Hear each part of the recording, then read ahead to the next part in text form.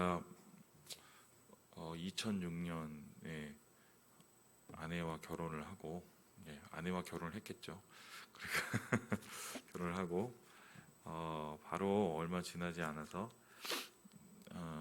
미국에 이제 사역을 겸 공부 겸 이렇게 해서 들어가게 되었습니다. 그때 주위 분들이 특별히 이제 같이 뭐 신학하고 아니면 목회하는 친구들이 저를 굉장히 부러워했습니다. 왜냐하면은 이제 신학생들, 특히 목회자들에게 미국은 일종의 꿈의 땅처럼 생각이 됐거든요. 가면은 공부도 할 수 있고, 또 가면은 또 뭔가 환경이 또 다른 곳에서 좋은 환경 속에서 사역을 또 배울 수 있고 뭐 이런 생각이 있었는데,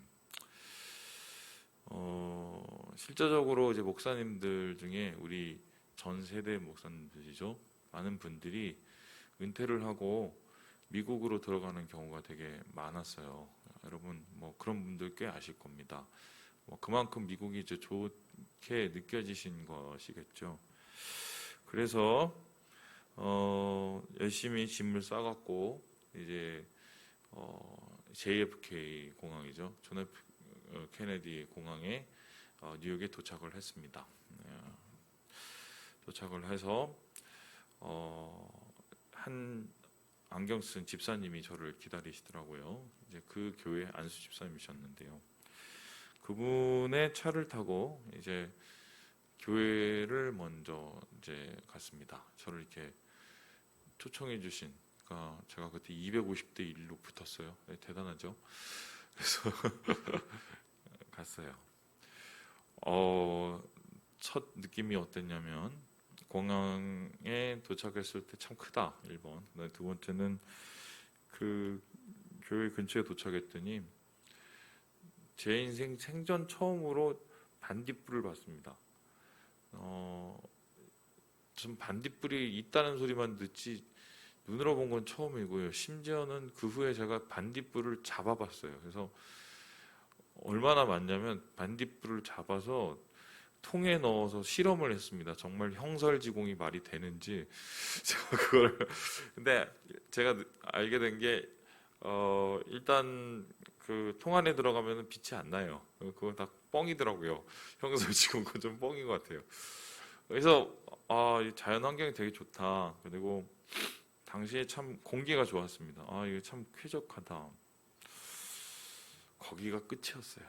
그것이 끝이었어요. 그러면서 실제적인 이제 삶을 살아가는데 목사님이 일단 그 방을 구한 곳으로 저를 가셨어요. 그래서 여기 더 구하기 전까지 잠시 동안 쓰라고 해서 갔는데 처음으로 지하방을 썼습니다. 근데 지하가 그냥 지하가 아니라 진짜 빛이 하나도 안 들어오는 지하예요. 그래서 이제 거기는 원래 이제 그 창고로 쓰는 곳이었는데 거기를 이제 싼 가격에 이제 누가 빌려주셔갖고 그 지하로 가서 이제 거기서 처음으로 짐을 풀었어요. 조금 그랬어요. 그리고 나서 이제 뭐 나중에는 저희 아내가 오기 전까지 뭐 이렇게 집도 알아보고 가구도 알아보고 해서 이렇게 딱 만들어 놓고 저희 아내가 왔지만 그 지하방에서 한 3개월인가요? 제가 이렇게 있으면서 사역을 이제 하나씩 목사님을 이제 배우고 또 목사님께 도와드리려고 하는데 내가 아는 미국과 또 사람들이 부러워했던 미국과 진짜 미국은 좀 많이 다르다는 것을 알게 됐어요. 일단은 자연이 좋고 넓고 쾌적하고 그건 맞는데 뉴욕 같은 경우는 사람들이 미국에서 제일 많은 편에 속하는 지역이거든요. 그런데 그 사람들이 소위 말해서 세계에서 곳곳에서 온 이주민들이에요. 그러니까 뭐 멕시칸부터 시작을 해서 저 남미 사람들, 아프리칸, 뭐 또 자메이칸, 아니면 뭐 백인, 또 뭐 유대인, 이런 세계 열방 만민들이 몰려 있는 그 곳이 뉴욕이었어요. 여러분 생각을 해보세요. 길거리를 가는데 그 우리 뭐 의정부에 갔더니 사람 얼굴이 한국 사람은 한 10분의 1밖에 안 되고, 나머지는 검고 하얗고 뭐 또 뭐 왕정 검고 막 이런 그 인종들의 그 백화점 같은 그곳에서 여러분이 서 있다고 한번 생각을 해보세요. 그리고 뭐 그분들이 영어를 하는데 각 인종에 따라서, 온 나라에 따라서 말이 일단 다르고, 그리고 그분들이 하는 이 로컬 액센트가 있어요. 그러니까 그 영어를 자기식으로 해요. 우리나라 사람들이 영어를 하면 콩글리시가 되잖아요. 콩글리시는 한국 사람들이 제일 잘 알아듣지만 오히려 미국 사람들은 잘 못 알아들어요. 뭐 이런 것처럼 멕시칸들이 하는 영어, 뭐 아프리카에서 온 사람이 하는 영어 다 달라요. 그러니까 이 말을 같은 영어더라도 그걸 알아듣기가 되게 어려워요. 특히 흑인들 분들 말은 좀 더 어렵더라고요. 막 그런 상황에 있고, 뭐 말을 잘 못 알아듣고 소통이 안 되니까 이게 뭔가 좀 이렇게 마음에 주눅이 들더라고요. 그러면서 그 안에 갈등이 보이기 시작을 하는데, 제가 갔었을 때 이제 무슨 일이 있었었냐면, 이 각 인종들이 사실은 따로따로 살아요.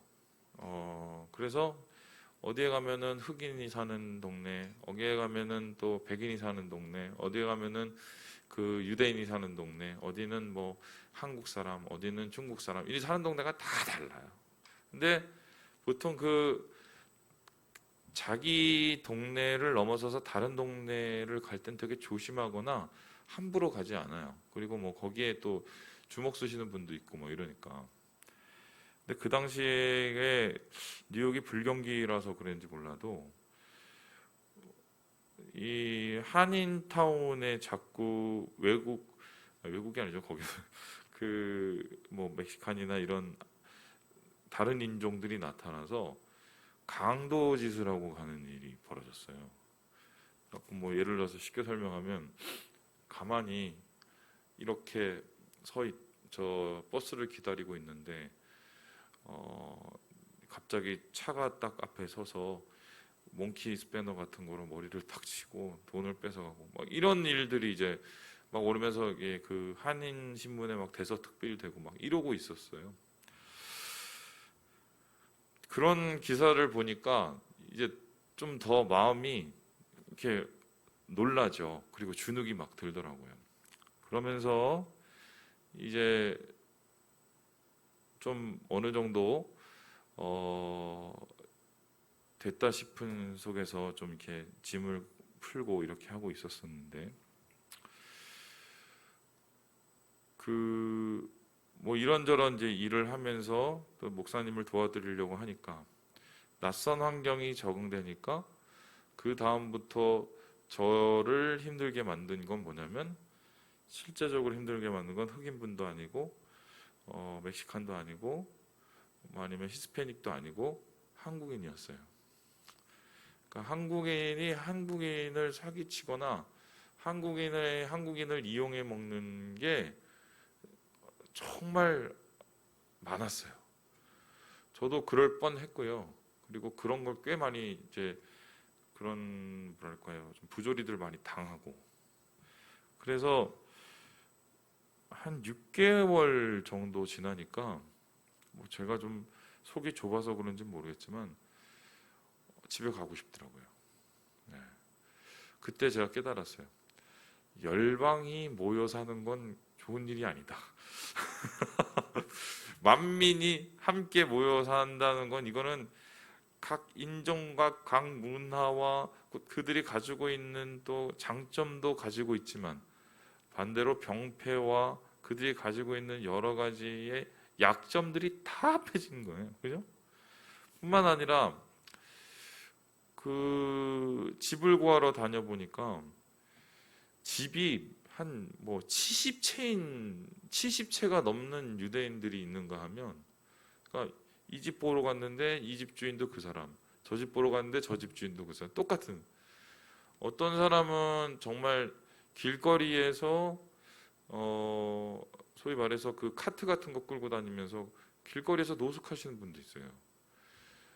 그렇게 넓은 땅에 도대체 어떻게 이러한 빈부의 격차가 있는지 나중에 정말 헷갈릴 정도인데, 그래서 느꼈던 게, 이게 땅이 넓고 소위 말해서 부가 많다고 해도 뉴욕에 세상의 부가 다 몰리지 않습니까?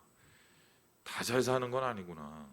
오히려 이 뭔가 평등과 또 이 평화가 이루어지기 위해서는 오히려 이 부가 너무 차오르는 것이 악이 될 수도 있겠다, 독이 될 수도 있겠다. 제가 그거를 거기서 느꼈어요.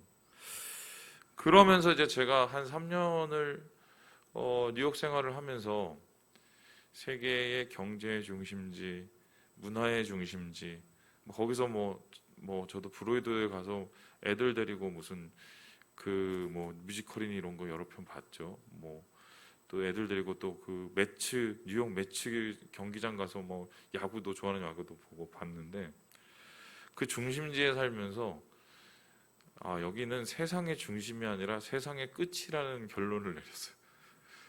이유는 그곳이 가지고 있는 여러 조건들과 환경의 문제가 아니라 사람의 문제였어요. 사람의 문제. 제가 왜 오늘 장황하게 제가 이민 갔던 그 얘기를 하냐면, 오늘 이 60장의 말씀을 잘못 읽으면 이게 미국이 되고 뉴욕이 돼요. 왜냐하면 보세요. 지금 막 소위 말해서 이 4절을 보니까 사방을 보라 무리가 다 내게로 모여들으니라 했어요. 그렇죠? 먼 곳에서 오겠고 딸들도 안 귀여울 것이라. 그렇죠?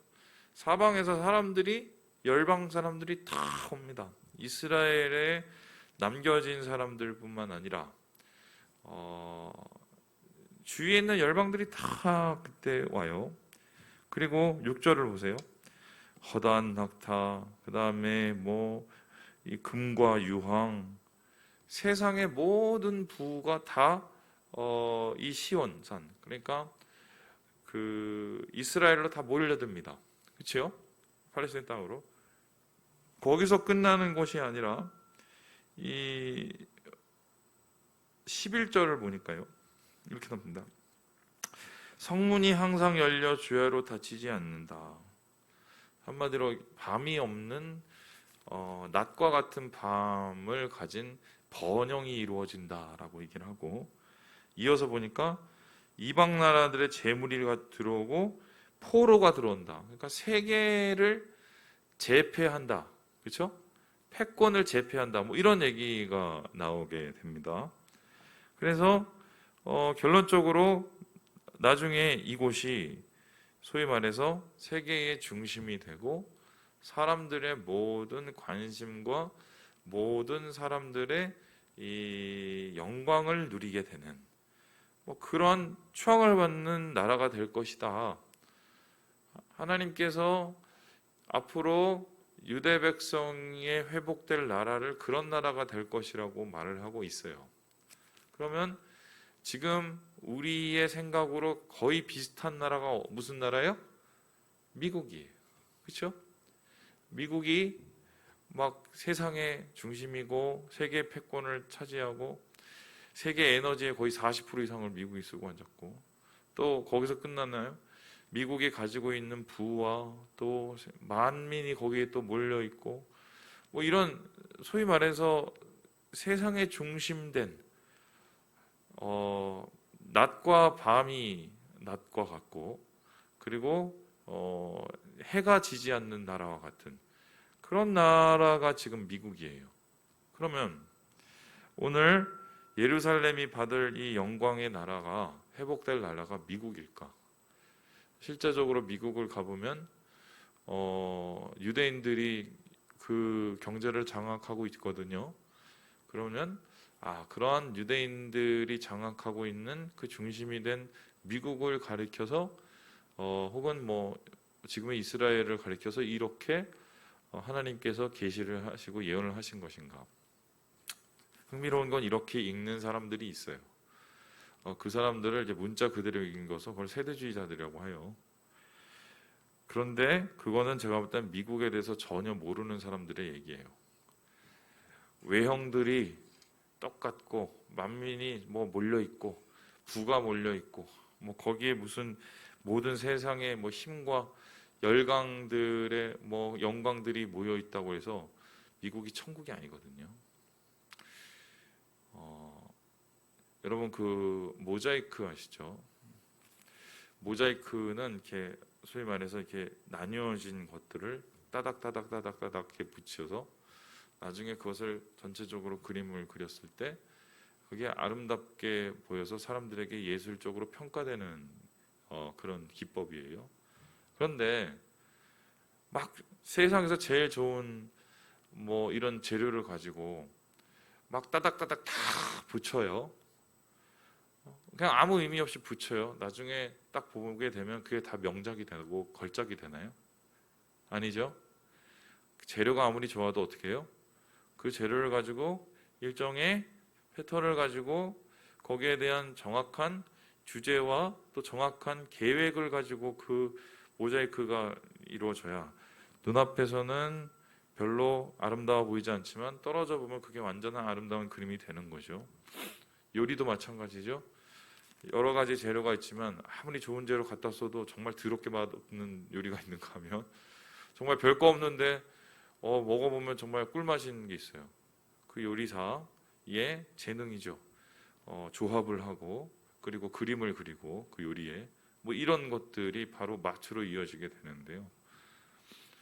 오늘 이 하나님께서 말할 이 회복될 시온이 아름답고 영광이고 또한 세상을 밝히는 빛이고 그리고 모든 사람의 부러움을 살 수 있는 그러한 완전한 회복의 나라인 이유가 뭐냐? 바로 그것은 그곳에 하나님이 다스리시기 때문입니다. 하나님이 그 나라의 주인 되시고 그 나라의 왕이 되시고 하나님이 그 나라의 주권을 가지시기 때문에 그 나라가 아름다운 나라, 빛의 나라, 영광의 나라가 될 수 있는 거예요. 아무리 조건을 가지고 무슨 잘 먹고 잘 살고 세상에 있는 것들 다 갖다 넣어도 사람이 그것을 감당하고 사람이 그것을 온전히 부리지 못하면 그것이 엉망진창의 도시가 되는 것처럼 오늘 하나님께서 말씀하실 이 나라는 사실 외형적인 조건의 문제가 아니라 그 내형, 내부 바로 하나님의 다스림이 있는가 없는가에 따라서 그 평화와 영광이 주어진다는 것을 우리가 알게 되는 것입니다. 그래서요 주님께서는 이 나라에 대해서 다음과 같이 말을 합니다. 우리 함께 21절을 읽고 마무리를 해볼까요? 21절입니다. 시작. 내 백성이 다 의롭게 되어 영원히 땅을 차지하리니 그들은 내가 심은 가지요 내가 손으로 만든 것으로서 나의 영광을 나타낼 것인즉. 하나님이 다스릴 뿐만 아니라 이 땅의 백성들이 하나님의 대리자가 돼서 하나님의 의로운 자들이 되어서 하나님이 원하시는 모습의 나라를 만들어가는 거죠. 그 의로움이 다스려 그 의로움이 나라의 주제가 되니까 그 새로 지어진 그 시온 새 예루살렘이 아름다운 도시, 아름다운 나라가 되는 것 아니겠습니까? 이 나라는 언제 완성되었을까요? 이스라엘 백성들이 바벨론에서 풀려나서 다시 이스라엘로 돌아왔을 때 예루살렘 성도 다시 짓고 그 안에 성전도 다시 세웠지만 그 나라가 완전히 회복된 것은 아닙니다. 그리고 그 이후에 무슨 마카베오라는 사람이 다시 그 혁명을 일으켜서 유대 왕국을 다시 재건하려고 노력을 했지만 그래도 그들이 생각하는 이 그림 솔로몬의 영광, 다윗의 그 승리가 있는 나라가 완전히 회복되지는 않았어요. 이 나라는 바로 지금 만들어져 가고 있는데 예수님의 희생을 통해 예수를 믿는 자들을 통해서 바로 주님이 만들어가는 새로운 공동체입니다. 이것이 바로 진행 중인 나라가 교회고요. 이 교회가 이 세상 가운데 완성되는 그때가 바로 주님 오실 그날인 거죠. 그때 요한이 보는 새 예루살렘과 또 새 땅과 새 하늘이 열리는 그것을 여러분 요한계시록에 적혀 있는 그 마지막 장면이 바로 이 60장에 이사야가 보았던 그 새로운 시온의 모습이라고 하겠습니다. 자, 그렇다면은 오늘 말씀을 통해서 여러분 우리가 꼭 마음에 담아야 될 교훈이 무엇이겠습니까? 저는 그런 생각을 했어요. 우리가 그렇게 기도를 많이 합니다. 하나님 뭐 주세요. 이게 부족해요. 저게 부족해요. 저도 그렇게 기도를 많이 했거든요.